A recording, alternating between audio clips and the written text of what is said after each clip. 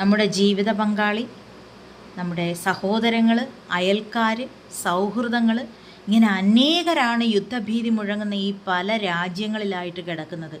അവരെയൊക്കെ ഓർത്ത് നമ്മളിങ്ങനെ ടെൻഷൻ അടിക്കുകയാണ്. അവർക്ക് വേണ്ടി പ്രാർത്ഥിക്കുന്നു. അവർക്കെന്തായി, ഇവർക്കെന്തായി, ഇന്നയാൾ അവിടെ അല്ലയോ, ഇന്നയാൾ ഈ സ്ഥലത്തല്ലയോ, അവർക്കെന്തായി, എന്തായി കാണും എന്നൊക്കെ നമ്മൾ നമ്പർ തപ്പിപ്പിടിച്ചൊക്കെ വിളിച്ച് ചോദിക്കുന്നു. അപ്പം ഈ ഒരു യുദ്ധഭീതി കൊണ്ട് ലോക്കലി ഉണ്ടായ ഒരു ഗുണം എന്താന്ന് വെച്ചാൽ, നാളുകളായി സൗന്ദര്യപ്പിണക്കത്തിൽ കഴിയുന്ന ഭാര്യ ഭർത്തക്കന്മാർ തമ്മിൽ വീണ്ടും സ്നേഹത്തിലാകുന്നു. എപ്പോഴും വീഡിയോ കോൾ ചെയ്യുന്നു, എപ്പോഴും മെസ്സേജ് അയക്കുന്നു, അവർക്ക് വേണ്ടി പ്രാർത്ഥിക്കുന്നു, അവരെ എപ്പോഴും അന്വേഷിക്കുന്നു, പരസ്പരം കെയർ ചെയ്യുന്നു. എന്നോ തകർന്നു പോയ, അറ്റുപോയ സൗഹൃദങ്ങൾ വീണ്ടും പുനഃസ്ഥാപിക്കപ്പെടുന്നു. എന്നോ നഷ്ടപ്പെട്ടു പോയ പ്രണയങ്ങളെ വീണ്ടും കൈകോർത്ത് പിടിക്കുന്നു.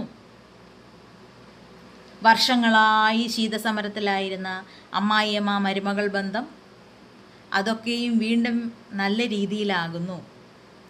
അങ്ങനെ ഒരുപാട് നല്ല ഗുണങ്ങൾ ലോക്കലി ഈ യുദ്ധം കൊണ്ടുണ്ടാകുന്നുണ്ട്.